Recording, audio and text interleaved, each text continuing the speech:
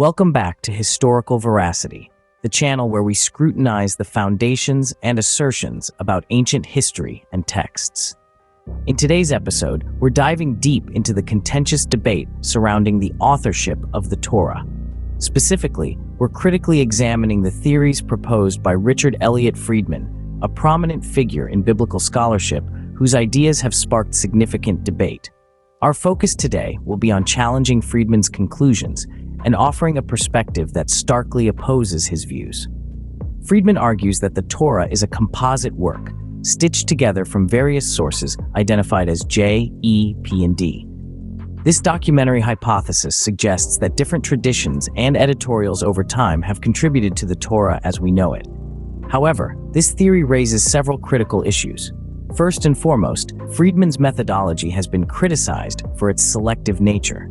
Critics argue that he often cherry-picks evidence to support his hypothesis, overlooking data that might contradict his conclusions. This approach undermines the credibility of his arguments, suggesting a bias that skews the analysis of the biblical text.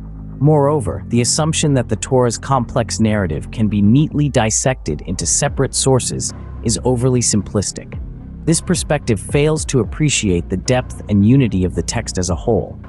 The Torah's narratives, laws, and teachings are intricately woven together, creating a cohesive religious and moral framework that is difficult to attribute to disparate sources without undermining its integrity.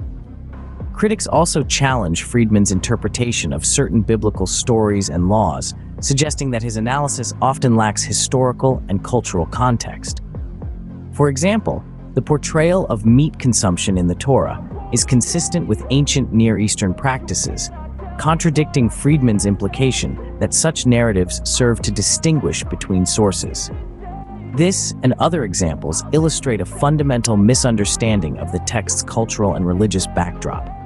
Furthermore, the argument that the centralization of male or female characters in the narrative could indicate the gender of its authors not only imposes modern sensibilities on ancient texts, but also disregards the significant roles played by both genders throughout the Bible. This approach reflects a misinterpretation of the text's diversity and depth. Finally, the critique extends to Friedman's underlying assumption that the Torah's compilation was primarily motivated by contemporary political and religious agendas. This view neglects the possibility that the Torah reflects a genuine attempt to record and preserve a sacred tradition, rather than a mere political tool. In conclusion, while Friedman's contributions to biblical scholarship have undoubtedly stimulated further research and debate, his theories on the authorship of the Torah are met with substantial criticism. The evidence against his conclusions highlights the importance of approaching ancient texts with a comprehensive understanding of their historical, cultural, and religious contexts. As always, we encourage our viewers to explore these topics further and engage in the ongoing scholarly debate. For more critical analyses and discussions on ancient texts and their veracity, make sure to subscribe to Historical Veracity. For those interested in delving deeper into this topic, we encourage you to read the full article. The link is in the description below. Thank you.